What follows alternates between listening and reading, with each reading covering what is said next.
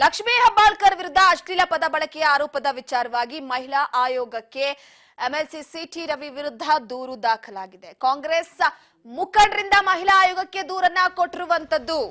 ಓರ್ವ ಮಹಿಳೆಯ ಬಗ್ಗೆ ಅಶ್ಲೀಲ ಪದ ಬಳಕೆಯ ವಿಚಾರಕ್ಕೆ ಸಂಬಂಧಪಟ್ಟಂತೆ ಸಿಟಿ ರವಿ ಅವರು ಮಾತನಾಡಿರುವಂತಹ ಪದ ಬಳಕೆಯ ವಿಚಾರವಾಗಿ ಈಗ ಎಂಎಲ್ಸಿ ಸಿಟಿ ರವಿ ವಿರುದ್ಧ ಮಹಿಳಾ ಆಯೋಗಕ್ಕೆ ದೂರು ದಾಖಲಾಗಿದೆ. ಕಾಂಗ್ರೆಸ್ ಮುಖಂಡರಿಂದ ಮಹಿಳಾ ಆಯೋಗಕ್ಕೆ ದೂರನ್ನ ಕೊಟ್ಟಿರುವಂತದ್ದು.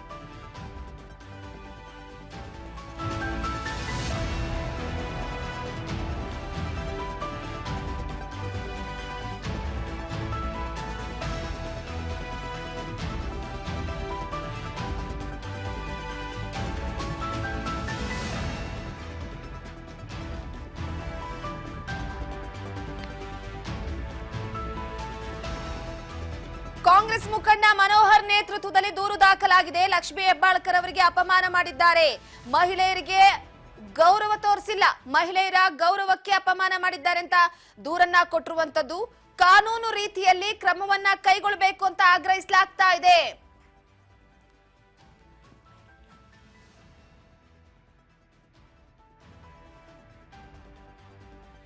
ಸದ್ಯದ ಮಟ್ಟಿಗೆ ಬೆಳಗಾವಿಯ ವಿಧಾನಸಭೆಯ ಅಧಿವೇಶನದ ವೇಳೆ ವಿಧಾನ ಪರಿಷತ್ನಲ್ಲಿ ಬಾಬಾ ಸಾಹೇಬ್ ಅಂಬೇಡ್ಕರ್ ಅವರ ಪರವಾಗಿ ಧ್ವನಿ ಎತ್ತಿದ ಸಚಿವರಾದಂತಹ ಶ್ರೀಮತಿ ಲಕ್ಷ್ಮೀ ಹೆಬ್ಬಾಳ್ಕರ್ ವಿರುದ್ಧ ವಿಧಾನ ಪರಿಷತ್ ಸದಸ್ಯರು ಮಾಜಿ ಸಚಿವರಾದ ಸಿಟಿ ರವಿ ಅವರು ಅತ್ಯಂತ ಕೆಟ್ಟ ಪದವನ್ನ ಬಳಸಿದ್ದಾರೆ. ಪ್ರಾಸ್ಟಿಟ್ಯೂಟ್ ಅನ್ನುವಂತಹ ವಿಚಾರಕ್ಕೆ ಸಂಬಂಧಪಟ್ಟಂತೆ ನೇರವಾಗಿ ಹೇಳಿಕೆ ಕೊಟ್ಟಿದ್ದಾರೆ. ಸಚಿವರಾದಂತಹ ಶ್ರೀಮತಿ ಲಕ್ಷ್ಮೀ ಹೆಬ್ಬಾಳ್ಕರ್ ಅವರನ್ನ ಅಪಮಾನ ಮಾಡಿದ್ದಾರೆ.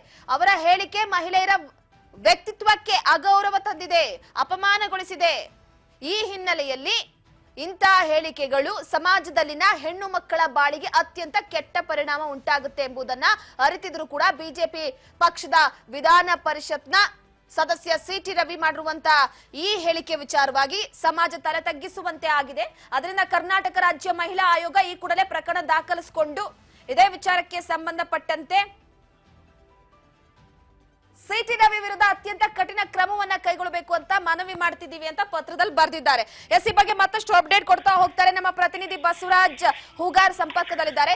ಬಸವರಾಜ್, ಪ್ರಮುಖವಾಗಿ ನಿನ್ನೆಯಿಂದಲೂ ಕೂಡ ಸದನ ಕದನದಲ್ಲೇ ಮುಳುಗಿದೆ. ಸಿಟಿ ರವಿ ಅವರ ವಿಚಾರಕ್ಕೆ ಸಂಬಂಧಪಟ್ಟಂತೆ ಸದ್ಯದ ಮಟ್ಟಿಗೆ ಈಗ ಒಂದು ಎಫ್ಐಆರ್ ದಾಖಲಾಗಿ ಬೆಂಗಳೂರಿಗೆ ಅವರನ್ನ ಕರೆತರಲಾಗ್ತಾ ಇದೆ. ಮತ್ತೊಂದು ಕಡೆ ಮಹಿಳಾ ಆಯೋಗಕ್ಕೂ ಕೂಡ ದೂರು. ಅಂದ್ರೆ ಸಿಟಿ ರವಿ ಅವರಿಗೆ ಈಗ ಒಂದ್ ರೀತಿಯಾಗಿ ಬಹಳ ಕ್ಲಿಷ್ಟಕರವಾದಂತಹ ಹಾದಿ ಇದೆ. ಈ ಬಗ್ಗೆ ಮಾಹಿತಿ ಕೊಡೋದಾದ್ರೆ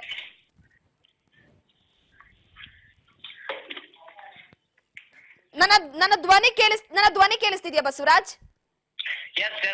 ಎಸ್ ಬಸವರಾಜ್, ಪ್ರಮುಖವಾಗಿ ನೋಡಿ, ಸಿಟಿ ರವಿ ಅವರಿಗೆ ನಿನ್ನೆಯಿಂದಲೂ ಕೂಡ ಬೆಳಗಾವಿಯಲ್ಲೂ ಲಕ್ಷ್ಮೀ ಹೆಬ್ಬಾಳ್ಕರ್ ಅವರ ಬೆಂಬಲಿಗರು ಮುತ್ತಿಗೆ ಹಾಕಿದ್ರು. ತದನಂತರ ಬಂಧಿಸಲಾಯಿತು. ಅವರನ್ನ ಈಗ ಬೆಂಗಳೂರು ಕರೆದುಕೊಂಡು ಬರ್ಲಾಗ್ತಾ ಇದೆ. ಇದರ ಜೊತೆಗೆ ಮಹಿಳಾ ಆಯೋಗಕ್ಕೂ ಕೂಡ ದೂರನ್ನ ಕೊಡ್ತಾ ಇರುವಂತದ್ದು. ಈ ಬಗ್ಗೆ ಮಾಹಿತಿ ಕೊಡೋದಾದ್ರೆ ರೂಪ, ಈಗಾಗಲೇ ಸಚಿವೆ ಲಕ್ಷ್ಮೀ ಹೆಬ್ಬಾಳ್ಕರ್ ವಿರುದ್ಧವಾಗಿ ಏನು ಅಶ್ಲೀಲ ಪದ ಬಳಕೆಯನ್ನು ಮಾಡಿದ್ದಾರೆ ಅನ್ನುವಂತ ಆರೋಪದ ಅಡಿಯಲ್ಲಿ ಈಗಾಗಲೇ ಈ ಪೊಲೀಸರು ಕೂಡ ಬಂಧನ ಮಾಡಿದ್ದಾರೆ. ಸಾಕಷ್ಟು ಒಂದ್ ಕಡೆ ಅದರ ಪ್ರೊಸೀಜರ್ ಕೂಡ ನಡೀತಾ ಇದೆ. ಈ ನಡುವೆ ಕಾಂಗ್ರೆಸ್ ಪಕ್ಷದ ನಾಯಕರು ಒಂದ್ ಕಡೆ ಆಕ್ರೋಶವನ್ನು ಕೂಡ ವ್ಯಕ್ತಪಡಿಸ್ತಾ ಇದ್ದಾರೆ. ಈಗಾಗಲೇ ಮಹಿಳಾ ಕಾಂಗ್ರೆಸ್ ಅಧ್ಯಕ್ಷರು ಆಗಿರುವಂತ ಸೌಮ್ಯ ರೆಡ್ಡಿ ಅವರು ಕೂಡ ಪ್ರತಿಭಟನೆ ಮಾಡಿದ್ದಾರೆ.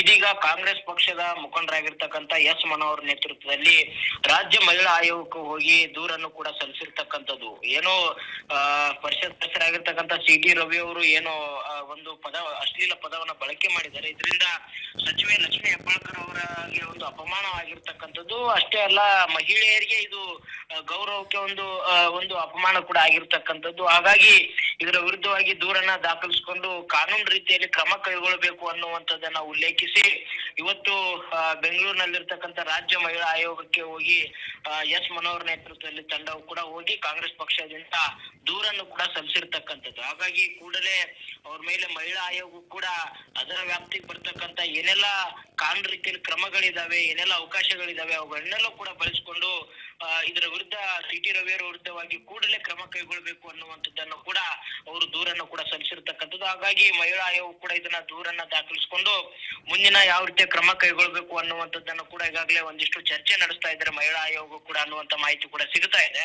ರೂಪಾ, ಒಂದಂತೂ ಯಾಕಂತಂದ್ರೆ ಒಂದ್ ಕಡೆ ಲಕ್ಷ್ಮೀ ಹೆಬ್ಬಾಳ್ಕರ್ ವಿರುದ್ಧ ಹೇಳ್ತಕ್ಕಂತ ಒಂದು ಪದ ಬಳಕೆ ಅನ್ನುವಂತ ಆರೋಪ ಏನಿದೆ, ಇದು ದೊಡ್ಡ ಮಟ್ಟದಲ್ಲಿ ಕಾಂಗ್ರೆಸ್ ನಾಯಕರಿಗೆ ಒಂದು ಆಕ್ರೋಶ ಕೂಡ ಗುರಿಯಾಗಿದೆ. ಒಂದ್ ಕಡೆ ಪ್ರತಿಭಟನೆ ಆಗಿರ್ಬೋದು, ಮತ್ತೆ ಈಗ ಮಹಿಳಾ ಆಯೋಗ ದೂರ ಆಗಿರ್ಬೋದು, ಈ ರೀತಿಯಾಗಿರ್ತಕ್ಕಂತ ಯಾವೆಲ್ಲ ಅವಕಾಶವಿದೆ ಅವೆಲ್ಲವದಲ್ಲೂ ಕೂಡ ಹೋಗಿ ಸಿ.ಟಿ. ರವಿ ಅವರ ವಿರುದ್ಧವಾಗಿ ಆಕ್ರೋಶವನ್ನು ಕೂಡ ಕಾಂಗ್ರೆಸ್ ಪಕ್ಷದ ನಾಯಕರು ಹೊರ ಹಾಕ್ತಾ ಇದ್ರೆ ಈಗ ಮಹಿಳಾ ಆಯೋಗ ಹೋಗಿ ದೂರನ್ನು ಕೂಡ ಸಲ್ಲಿಸಿರ್ತಕ್ಕಂಥದ್ದು ರೂಪ.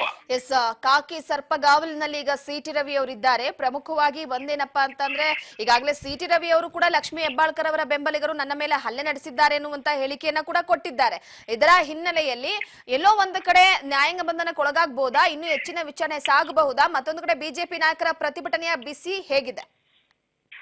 ರೂಪ, ಒಂದ್ ಕಡೆ ಸಿ.ಟಿ. ರವಿ ಅವರು ಹೇಳ್ತಾ ಇದ್ದಾರೆ ಈ ಪದವನ್ನ ನಾನು ಬಳಕೆ ಮಾಡಿಲ್ಲ ಅನ್ನುವಂತ ಒಂದು ಆರೋಪ. ಇನ್ನೊಂದು ಕಡೆ ನನ್ನ ಮೇಲೆ ಲಕ್ಷ್ಮೀ ಹೆಬ್ಬಾಳ್ಕರ್ ಅವರ ಏನು ಸಹೋದರರು ಮತ್ತೆ ಅವರ ಬೆಂಬಲಿಗರು ಏನಿದ್ದಾರೆ ನನ್ನ ಮೇಲೆ ಅದರಲ್ಲೂ ಸುವರ್ಣಸೌಧದ ಒಳಗಡೆನೆ ಹಲ್ಲೆ ಮಾಡಕ್ ಬಂದ್ರು. ಮತ್ತೆ ಒಂದ್ ಕಡೆ ಅವರು ನನಗೆ ಜೀವ ಬೆದರಿಕೆಯನ್ನು ಕೂಡ ಹಾಕಿರ್ತಕ್ಕಂಥದ್ದು ಅನ್ನುವಂಥದ್ದನ್ನ ಈಗಾಗಲೇ ಖಾನಾಪುರ ಪೊಲೀಸ್ ಸ್ಟೇಷನ್ ಅಲ್ಲಿ ಕೂಡ ದೂರನ್ನ ದಾಖಲಿಸಿದ್ದಾರೆ. ಅದಕ್ಕೆ ಒಂದು ಸ್ವೀಕೃತ ಪತ್ರವನ್ನು ಕೂಡ ತೆಗೆದುಕೊಂಡಿದ್ದಾರೆ.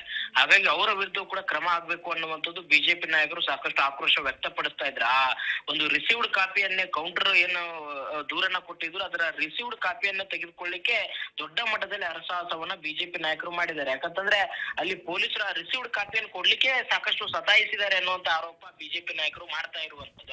ಆದ್ರೆ ಇದೀಗ ರಿಸೀವ್ಡ್ ಕಾಪಿ ಕೂಡ ಕೊಟ್ಟಿದ್ದಾರೆ, ಸೂಕ್ತ ಕ್ರಮ ಕೈಗೊಳ್ತೇವೆ ಅನ್ನುವಂತ ಮಾತನ್ನು ಕೂಡ ಏನು ಖಾನಾಪುರ ಪೊಲೀಸ್ ಸ್ಟೇಷನ್ ನ ಇನ್ಸ್ಪೆಕ್ಟರ್ ಕೂಡ ತಿಳಿಸಿದ್ದಾರೆ ಅನ್ನುವಂತ ಮಾಹಿತಿ ಇದೆ. ಆದ್ರೆ ರೂಪ, ಒಂದ್ ಕಡೆ ಬಿಜೆಪಿ ನಾಯಕರು ಸಾಕಷ್ಟು ಆಕ್ರೋಶ ಹೊರ ಹಾಕ್ತಾ ಇದ್ದಾರೆ. ಒಂದ್ ಕಡೆ ಸಿ.ಟಿ. ರವಿ ಅವರು ಕೂಡ ಈಗಾಗಲೇ ವಿಚಾರಣೆ ನಡೀತಾ ಇದೆ.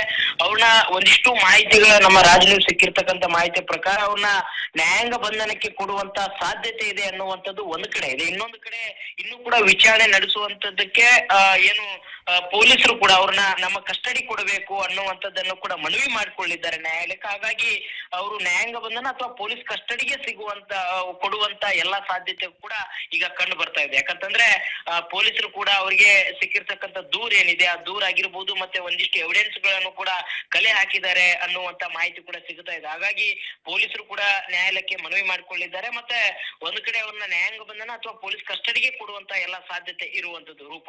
ಎಸ್, ಥ್ಯಾಂಕ್ ಯು ನಿಮ್ಮೆಲ್ಲ ಮಾಹಿತಿಗಾಗಿ ಬಸವರಾಜ್. ಎಸ್, ಪ್ರಮುಖವಾಗಿ ಒಂದು ಕಡೆ ಸದ್ಯದ ಮಟ್ಟಿಗೆ ಈಗಾಗಲೇ ಎಲ್ಲೋ ಒಂದು ಕಡೆ ಈಗ ಸಿ.ಟಿ. ರವಿ ಅವರ ಹೇಳಿಕೆಯ ವಿಚಾರಕ್ಕೆ ಸಂಬಂಧಪಟ್ಟಂತೆ ಒಂದು ಕಡೆ ಅವರು ಹೇಳಿದ್ದಂಥದ್ದು ನಿಜ ಆಯಿತು ಅಂತ ಅಂದ್ರೆ ಸೊ ನ್ಯಾಯಾಂಗ ಬಂಧನ ಹಾಗೆ ವಿಚಾರಣೆ ಪೊಲೀಸರ ತನಿಖೆಯ ಮುಖಾಂತರವಾಗಿ ಗೊತ್ತಾಗಬೇಕಾಗಿದೆ. ಏನೇ ಆದ್ರೂ ಕೂಡ ಈಗ ಸದ್ಯಕ್ಕೆ ಸಿ.ಟಿ. ರವಿ ಅವರು ನಿನ್ನೆ ಬಳಸಿದಂತಹ ಆ ಒಂದು ಹೇಳಿಕೆಯ ವಿಚಾರವಾಗಿ ಈಗಲೂ ಕೂಡ ಇನ್ನು ಬೆಳಗಾವಿಯಲ್ಲಿ ಸದ್ಯದ ಮಟ್ಟಿಗೆ ಒಂದು ಕಡೆ ಆಕ್ರೋಶ ವ್ಯಕ್ತವಾಗ್ತಾ ಇದೆ. ಸೊ ಇನ್ನೊಂದು ಕಡೆ ಏನಪ್ಪಾ ಅಂತಂದ್ರೆ ಕಾಂಗ್ರೆಸ್ನಿಂದಲೂ ಕೂಡ ಮಹಿಳಾ ಆಯೋಗಕ್ಕೆ ದೂರನ್ನ ಕೊಟ್ಟಿರುವಂತದ್ದು. ಓರ್ವ ಮಹಿಳೆಗೆ ಅಪಮಾನ ಮಾಡಲಾಗಿದೆ. ನಿನ್ನೆ ಕೂಡ ಡಿ.ಕೆ. ಶಿವಕುಮಾರ್ ಸಿಎಂ ಅವರು ಕೆಲವೊಂದಿಷ್ಟು ಸಚಿವರುಗಳು ಹೇಳಿದಂತ ಮಾತನ್ನ ನಾವು ಗಮನಿಸಿದ್ವಿ. ಡಿ.ಕೆ. ಶಿವಕುಮಾರ್ ಅಂತೂ ಫುಲ್ ಕೊತ್ತ ಕುದ್ದು ಬಿಟ್ಟಿದ್ರು. ಸೊ ಒಂದು ಕಡೆ ನಮ್ಮ ಭಾರತ ದೇಶವನ್ನ ಈ ನೆಲವನ್ನ ಭಾರತಾಂಬೆ ಒಂದು ಹೆಣ್ಣಿಗೆ ಹೋಲಿಸ್ತೀವಿ, ಆದ್ರೆ ಅಂತ ಹೆಣ್ಣಿನ ಕುಲಕ್ಕೆ ಅಪಮಾನ ಮಾಡಿದಂತಾಗಿದೆ ಎನ್ನುವ ಮುಖ